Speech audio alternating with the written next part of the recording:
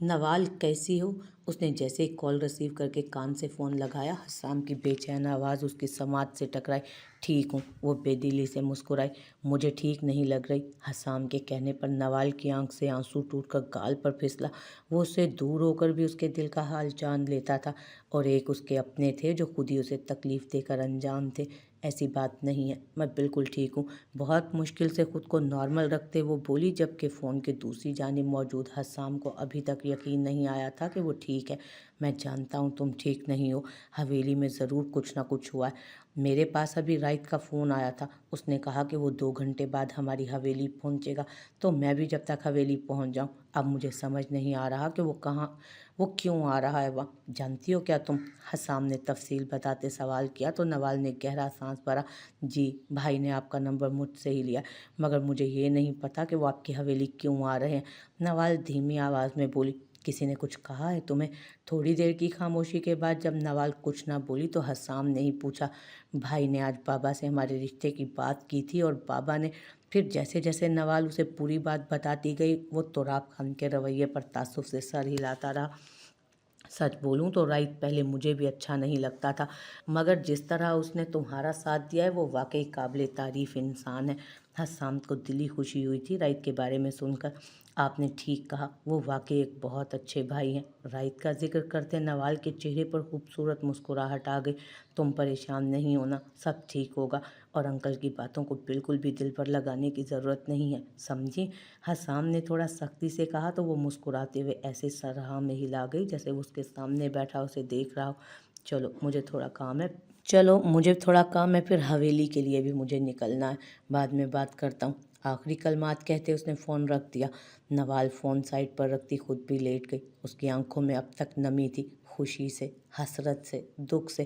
وہ خوش تھی کہ اس کا بھائی اس کے ساتھ ہے، مگر دل میں ایک یہ بھی حسرت تھی کہ اس کا دوسرا بھائی اور باپ بھی اس کے ساتھ ہوتے، اس کی خوشی میں خوش ہوتے، اس سے پیار کرتے، اور کرنا تو اور اچھا ہوتا، مگر دکھ تو اسے اپنے باپ کے لہجے پر تھا۔ کتنی حقارت تھی ان کے لہجے میں۔ نوال کے ذکر پر جس طرح ان کے چہرے پر ناگواری چھاتی تھی، وہ اس معصوم کا دل بری طرح زخمی کر دیتی تھی۔ نہ جانے وہ کب ٹھیک ہوں گے، یا پتہ نہیں ٹھیک ہوں گے بھی یا نہیں، یہی سوچتے بار بار اس کی آنکھیں بھیگ رہی تھیں۔ رات کے 8 بج رہے تھے جب رائت کی گاڑی شاہ حویلی کے باہر رکی تھی۔ گاڑی سے نکلتے اس نے اپنا کوٹ ٹھیک کیا اور دروازے پر کھڑے گارڈ کی جانب قدم بڑھا دیے۔ حیدر شاہ سے کہو کہ جاگیردار رائت خان ان سے ملنے آیا ہے۔ دروازے پر کھڑے گارڈ سے وہ بولا تو وہ دوڑ کر اندر گیا، اور چند ہی منٹ کے بعد گارڈ کے ساتھ اسے حسام آتا دکھائی دیا۔ السلام علیکم، کیسے ہو؟ حسام نے خود شدلی سے اپنا ہاتھ آگے کیا تو رائت نے بھی مسکراتے ہوئے اسے تھام لیا۔ وعلیکم السلام، میں ٹھیک ہوں۔ اصل میں مجھے تمہارے گھر والوں سے کچھ ضروری بات کرنی ہے، مگر اس سے پہلے میں تم سے بھی کچھ پوچھنا چاہتا ہوں، رائت نے مسکرا کر کہتے آخر میں سنجیدگی اختیار کی۔ ہاں کیوں نہیں، مگر پہلے اندر تو آؤ۔ حسام نے اسے آگے بڑھنے کا اشارہ کیا تو وہ اس کے ساتھ ہی قدم آگے بڑھا گیا۔ کیا تم واقعی میری بہن سے محبت کرتے ہو؟ حسام کے ساتھ چلتے رائت نے سنجیدگی سے استفسار کیا تو حسام مسکرایا۔ نہیں، میں اس سے اتنے سالوں سے چل رہی ہماری خاندانی دشمنی کا بدلہ لینے کے لیے شادی کرنا چاہتا ہوں۔ حسام نے بھی سیریس انداز میں جواب دیا تو رائت کے قدم بے یقینی سے رکے۔ ارے بھائی، مذاق کر رہا ہوں، ایسا کچھ نہیں ہے، میں واقعی اس سے بہت محبت کرتا ہوں۔ رائت کے چہرے پر غصے کے آثار نمایاں ہوتے دیکھ حسام نے فوراً کان پکڑے۔ اور میں کیسے مان لوں کہ تم اب سچ بول رہے ہو؟ رائت دونوں بازو سینے پر باندھے اس کی طرف کھڑا مشکوک نظروں سے اسے دیکھتے ہوئے بولا، جس پر حسام نے اپنا ماتھا پیٹا۔ یار میں کیوں جھوٹ بولوں گا، ہم لوگ 4-5 سال سے ایک دوسرے سے محبت کرتے ہیں، یہ کوئی کم عرصہ نہیں ہوتا۔ حسام نے اسے اپنی بات کا یقین دلانا چاہا، جس میں شاید وہ کامیاب بھی ہو گیا تھا۔ کب ملے تھے پہلی بار نوال سے؟ وہ ویسے ہی کھڑا پھر سے سوال کرنے لگا۔ نوال جس کالج میں جاتی تھی وہاں کچھ عرصہ میں بھی پڑھانے آتا تھا، بس وہیں ملاقات ہوئی، مجھے پسند آ گئی تھی وہ۔ حسام نے مسکرا کر اپنی پہلی ملاقات یاد کرتے ہوئے بتایا تو رائت سمجھتے ہوئے ہاں میں سر ہلا گیا۔ اچھا ٹھیک ہے، مگر میری ایک بات یاد رکھنا، میری بہن کو کبھی کوئی دکھ مت دینا، اسے ہمیشہ خوش رکھنا، پہلے ہی بیچاری بہت دکھ دیکھ چکی ہے، میں نہیں چاہتا کہ وہ مزید آگے بھی کوئی تکلیف برداشت کرے۔ حسام کے کندھے پر ہاتھ رکھتے رائت نے اسے سمجھایا، تم فکر مت کرو، میں نوال کو ہر خوشی دوں گا۔ حسام نے جوش سے کہا تو وہ آگے بڑھ گیا۔ राइद ने एक ही दिन में हस्साम को पूरी इन्फॉर्मेशन निकलवा ली थी। उसे कहीं से भी किसी भी तरह की हस्साम में कोई बुराई नहीं दिखी थी। वो वाकई बहुत अच्छा आदमी था और अब उससे मिलने के बाद राइद मुतमईन भी हो गया था। हस्साम राइद को लिए ड्राइंग रूम में आया जहाँ हैदर शाह और उनके बेटे पहले ही मौजूद थे। अस्सलाम वालेकुम। ड्राइंग रूम में दाखिल होते राइद ने बुलंद आवाज़ में सलाम किया, जिसका जवाब वहाँ मौजूद लोगों ने महज सर हिला कर दिया। बैठो राइद खान। उसे खड़े देखकर अहमद शाह हस्साम के बाबा ने सोफे की जानिब इशारा करते कहा तो वो हैदर शाह के सामने सोफे पर जा बैठा। कैसे हैं आप? हैदर शाह को देखते राइद ने एहतराम से पूछा। हम ठीक हैं, तुम बताओ तुम्हारा यहाँ कैसे आना हुआ? रोबदार आवाज़ में इस्तफसार किया गया। मैं यहाँ अमन के लिए आया हूँ। ये जो हम लोगों के बीच नाम नेहाद दुश्मनी है उसे ख़त्म करने। राइद सकून से सोफे की पुश से टेक लगाए बोला तो हैदर शाह के चेहरे पर तंजिया मुस्कुराहट आ गई। बच्चे, ये दुश्मनी तो तुम्हारे बाप ने कायम की थी, तो वो खुद क्यों नहीं आया? वो तंजिया लहजे में बोले तो राइद मुस्कुरा दिया। अंकल बाबा कभी नहीं आएंगे। वो अपनी अना और शान के आगे कभी किसी के आगे नहीं झुकेंगे, कभी नहीं समझेंगे कि वो गलत हैं, कभी सही गलत को नहीं समझेंगे। मगर मैं उनके जैसा नहीं हूँ। मैं ये बात अच्छे से जानता हूँ कि दादाजी के कातिल आप नहीं हैं। मुझे इस बात पर पूरा यकीन है। जब दादाजी का इंतकाल हुआ मैं बहुत छोटा था, मगर मुझे कुछ कुछ बातें आज भी याद हैं। जब वो मुझे आप दोनों की दोस्ती की बहुत सारी बातें बताया करते थे। जब भी वो आपका जिक्र करते बहुत खुशी और अपनायत से करते थे। तो मैं ये कैसे सोच सकता हूँ कि एक दोस्त ही अपने जिगरी दोस्त का कातिल हो सकता है? राइद ने बहुत तहम्मुल से अपनी बात कही, जिससे हैदर शाह के चेहरे पर मुस्कुराहट आई। तुम ठीक कह रहे हो। तुम्हारे दादा के साथ एक उम्र गुजारी है मैंने, और यकीन मानो जिस रात मुझे ये पता चला कि उसका इंतकाल हुआ है वो रात मेरे लिए बहुत मुश्किल थी, क्योंकि इंतकाल से थोड़ी देर पहले ही वो मेरे साथ था। हम दोनों बैठकर आगे का सोच रहे थे, आपस में अपने पोते पोतियों की शादी का सोच रहे थे। मगर वो अपने पोता पोती की शादी देखे बगैर ही चला गया। हैदर शाह दुख से आंख में आई नमी साफ करते बोले तो राइद के दिल में एक उम्मीद बंधी। उसे अब अपनी मंजिल और भी आसान दिख रही थी। आप चाहें तो आप दोनों की ये ख्वाहिश अब भी पूरी हो सकती है। राइद साथ बैठे हस्साम की जानिब देखकर बोला तो हैदर शाह और उनके बेटे चौंके। क्या मतलब है तुम्हारा? अहमद शाह ने उलझ कर पूछा। इतने में मुलाजिम लवाजमात से भरी ट्रे ले आया। अंकल, मैं यहाँ एक और मकसद से भी आया हूँ। अंकल, मैं यहाँ एक और मकसद के लिए भी आया हूँ। राइद ने उनके उलझन ज़दा चेहरे को देखते इत्मीनान से कहा और साथ ही मुलाजिम का बढ़ाया हुआ चाय का कप थाम लिया। जो भी कहना चाहते हो साफ साफ कहो। हम्माद शाह जो हसन के चचा थे, उनके पूछने पर राइद ने बाहर जाते मुलाजिम को देखा और फिर वापस उन लोगों की जानिब मुतवज्जो हुआ। अंकल, मैं यहाँ अपनी बहन का रिश्ता लेकर आया हूँ हस्साम के लिए। जितने सुकून से राइद ने बताया उतनी ज़ोर का झटका सामने बैठे लोगों को लगा था। तुम्हें पता भी है तुम क्या कह रही हो? दुश्मनों के बेटे से अपनी बहन की शादी करा दोगे? माथे पर बल डाले अहमद शाह थोड़े गुस्से से बोले। बाबा, दादा जान, मैं नवाल से मोहब्बत करता हूँ, उससे शादी करना चाहता हूँ। उन लोगों के चेहरे पर गुस्से के आसार देखकर हस्साम ने मजबूत लहजे में कहा। एक बार फिर वो उन लोगों को हैरान कर गया। हस्साम, तुम? अंकल, एक मिनट प्लीज़। हस्साम के बाबा गुस्से से उसे कुछ कहने लगे थे जब राइद ने उनकी बात काटी। देखें, मैं यहाँ कोई मज़ीद लड़ाई झगड़ा बढ़ाने के लिए नहीं आया। मैं यहाँ दुश्मनी ख़त्म करने आया हूँ, दोस्ती का हाथ मिलाने आया हूँ। और अगर इन दोनों की शादी से जब दो फैमिलीज़ एक हो सकती हैं तो हमें देर नहीं करनी चाहिए। अगर आप लोग चाहते हैं मैं अपने बाबा की तरफ से लगाए झूठे इल्ज़ामों की माफ़ी मांगूँ तो मैं वो भी मांगने को तैयार हूँ। चाहे तो मैं आप सबके सामने भी मांग लूँगा, मुझे कोई एतराज़ नहीं, क्योंकि आप लोग गलत नहीं थे। गलत हमेशा हमारी तरफ से हुआ है, इसलिए मैं माफ़ी मांगने के लिए भी तैयार हूँ।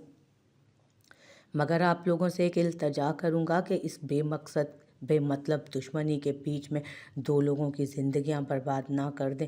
राइद ने इल्तजाइया लहजे में नरमी से कहा तो वो थोड़े ठंडे हुए। क्या तुम वाकई हम लोगों में अपनी बहन की शादी करना चाहते हो? क्या तुम्हें हम पर इतना यकीन है कि तुम अपनी बहन को हमारे घर की बहू बनाने की बात कर रहे हो? हैदर शाह ने आईब्रो उचकाते सवाल किया। मुझे आप लोगों पर पूरा यकीन है। आप लोगों के अच्छे होने का सबूत पूरा गांव देता है। और जब आप और लोगों के साथ अच्छे और इंसाफ पसंद हैं तो फिर अपनों के साथ कैसे होंगे, इस बात का अंदाज़ा मैं लगा सकता हूँ। राइद ने रसान से उनकी बात का जवाब दिया, जिस पर उनके चेहरे पर एक महफूज सी मुस्कुराहट आ गई, जैसे वो उससे मुतासिर हुए हो। तुम्हारे बाप ने हमें गाँव आने से मना कर रखा है अपने, तो हम बारात कैसे लाएंगे? हैदर शाह के कहने पर हसाम और राइद ने खुशगवार हैरत के साथ उन्हें देखा। अंकल, किसने कहा मैं अपनी बहन को हवेली से रुखसत करूंगा? अल्हम्दुलिल्लाह, शहर में मेरा बंगला मौजूद है, मैं अपनी बहन को वहीं से रुखसत करूंगा। राइद ने सुकून से चाय का कप टेबल पर रखा जिससे उसने एक घूंट भी नहीं भरा था। देखो बेटा, हमने पहले भी ये दुश्मनी ख़त्म करने के लिए तुम्हारे बाप के सामने दोस्ती का हाथ बढ़ाया, मगर उसने हमें धुतकार दिया। तो क्या वो अब अपनी बेटी की शादी मेरे बेटे से होने देगा? अहमद शाह ने आईब्रो उचकाते हुए सवाल किया। जिस बेटी से उनका कोई लेना देना ही नहीं, तो वो क्यों कुछ बोलेंगे? और वैसे भी मैं अपनी बहन की शादी खुद कर रहा हूँ, उनसे पूछ कर नहीं। और अगर इस शादी के बाद वो इससे कता ताल्लुक़ भी कर लेते हैं तो उससे भी कोई फ़र्क नहीं पड़ेगा, क्योंकि बचपन से लेकर अब तक वो अपनी बेटी से नफ़रत करते आए हैं और मुझे यकीन है कि वो आगे भी नहीं बदलेंगे। इसलिए हमें उनकी कोई परवाह नहीं। मेरी बहन ने बहुत दुख सहे हैं जो उसे उसके बाप की तरफ से मिले हैं, मगर मैं अब चाहता हूँ कि उसकी अच्छी जगह शादी हो जाए, जहाँ उसे प्यार मिले सबका, अपने शोहर का, जहाँ वो हमेशा खुश रहे। और मुझे आप लोगों से बेहतर कोई घर उसके लिए नहीं लग रहा। अच्छा, राइद ने शाइस्तगी से कहा। तो हैदर शाह ने बारी बारी अपने दोनों बेटों को देखा और उठ खड़े हुए। जागीरदार राइद खान, गले नहीं मिलोगे हमसे? हैदर शाह ने संजीदगी से कहा। तो राइद खुशी से खड़ा होता उनके गले लग गया। तुम बिल्कुल अपने दादा की तरह हो, अमन पसंद। खुद से अलग करते धीरे से मुस्कुराते वो उसका कंधा थपथपा गए। थैंक यू सो मच दादा जान। हसाम भी खुशी से झूमता उनके गले आ लगा। यह एहसास ही था कि सब मान गए थे उसकी और नवाल की शादी के लिए। अंकल, दादा जान कहो तुम भी हमें। राइद के अंकल कहने पर हैदर शाह ने टोका। जी दादा जान, मैं आप लोगों से हाथ जोड़कर माफ़ी मांगता हूँ अपने बाबा के किए की, और इल्तजा करता हूँ कि कभी बाबा के किए की सज़ा मेरी बहन को मत दीजिएगा। रोबदार राइद खान आज अपनी बहन के लिए हाथ जोड़े खड़ा था। हम उन लोगों में से नहीं हैं जो एक के किए की सज़ा दूसरे को देते हैं। हम बड़े दिल वाले लोग हैं, फिक्र मत करो तुम, हम तुम्हारी बहन को बहुत खुश रखेंगे। अहमद शाह ने उसके कंधे पर हाथ रखते तसल्ली दी तो उसने तशक्कुर से उन्हें देखा। ये लोग वाकई कितने अच्छे हैं, कितनी आसानी से इन्हें माफ़ कर दिया था। और एक उसका बाप था जो न जाने क्या सोच कर बैठा था। बैठो बेटा, मैं दूसरी चाय मंगवाता हूँ, ये ठंडी हो गई है, बल्कि तुम खाना खा के जाना। हैदर शाह ने उसे बैठने का कहते एहसान को खाना लगाने का इशारा किया। हसाम उनका इशारा समझकर बाहर जाने लगा जब राइद बोल उठा। नहीं दादा जान, मैं खाना नहीं खाऊंगा, 2-4 बातें और करनी है, फिर मैं चलूँगा। राइद ने रसान से इनकार किया था। अरे बेटा, ऐसे कैसे, हम तुम्हें खाना खाए बगैर नहीं जाने देंगे। हसाम के चचा ने अपनायत से कहा। असल में मेरी बीवी मेरा इंतज़ार कर रही होगी खाने पर, इसलिए कह रहा हूँ, लेकिन आप लोग फिक्र ना करें, मैं अगली बार ज़रूर खाना खा कर जाऊँगा। राइद ने मुस्कुरा कर कहा तो उन लोगों ने मुस्कुराते हुए समझकर सर हिला दिया। हाँ में। अच्छा बैठो, चाय तो पी कर जाना, मैं दूसरी मंगवा रहा हूँ। जब तक जो शादी की और बातें करनी है वो भी कर लेते हैं। हैदर शाह के कहने पर वो वापस बैठ गया। ये सब इतनी आसानी से हो जाएगा ये किसी ने नहीं सोचा था। राइद को तो लगा था उसे बहुत मेहनत करना पड़ेगी उन लोगों को मनाने के लिए, मगर ये सब इतने अच्छे से हो गया था। सभी इतनी जल्दी मान गए थे। राइद को वापस आते आते 10 बज गए थे। अमूमन रात को हवेली का खाना 8 बजे तक खा लिया जाता था। उस वक्त हवेली में एकदम खामोशी थी। सुबह होने वाले हंगामे के बाद आज पूरा ही दिन हवेली में खामोशी रही थी। कोई भी अपने कमरों से नहीं निकला था। राइद ये खुशी की खबर सबसे पहले नूर बेगम को सुनाना चाहता था। वो जानता था नवाल की तरफ से वो बहुत फिक्रमंद रहती हैं, मगर वक्त का ख्याल करते वो सीधा अपने कमरे में आ गया। उसने कमरे का दरवाज़ा खोलना चाहा, मगर ये क्या, कमरा तो अंदर से लॉक था, लेकिन उसके पास हमेशा अपने कमरे की एक चाबी मौजूद होती थी। जल्दी से पैंट की जेब से चाबी निकाल कर लॉक खोलते दरवाज़ा खोला, मगर कमरे में एकदम घुप अंधेरा था। कमरे में कदम रखा तो उसके नथनों से बहुत ही लजीज खुशबू टकराई। दरवाज़ा बंद करते उसके साइड से लगे बोर्ड पर हाथ मारते 3-4 बटन उसने एक साथ ही ऑन किए तो कमरा रोशनियों में नहा गया। कमरे को देखते एक पल के लिए तो उसे लगा वो किसी गलत कमरे में आ गया हो। जैसे कमरे में जगह जगह कैंडल्स लगी थी, बेड पर, बेड से नीचे और हर जगह गुलाब की पत्तियां सजी थी। मेज़ पर मज़ेदार सा खाना रखा था जिसकी खुशबू पूरे कमरे में फैली थी। उसने कमरे में चारों ओर नज़र घुमाई, मगर वही मौजूद ना थी जिसने ये सब कुछ किया था। आयला, हाथ में पकड़ा कोट बेड पर फेंकते आयला को पुकारा। जब एक क्लिक के साथ आयला स्टडी रूम का दरवाज़ा खोलती बाहर निकली। آئلہ پر نظر پڑتے رائت کی سانسیں جیسے تھمی تھیں۔ سرخ ساڑی میں سلکی بالوں کو پشت پر کھلا چھوڑے، ہلکے میک اپ پر سرخ لپسٹک سجائے، ساتھ لائٹ سی جویلری میں آج وہ پوری طرح رائت پر بجلیاں گرا رہی تھی۔ وہ مبہوت سا منہ کھولے اسے تکتا جا رہا تھا جس سے آئلہ نروس ہوتی سرخ لپسٹک سے سجے لب دانتوں سے کچلنے لگی۔ ہور ٹائی کی نوٹ ڈھیلی کرتے رائد آئلہ کی جانب قدم بڑھا گیا تو وہ 2 قدم پیچھے ہوتی دیوار سے جا لگی۔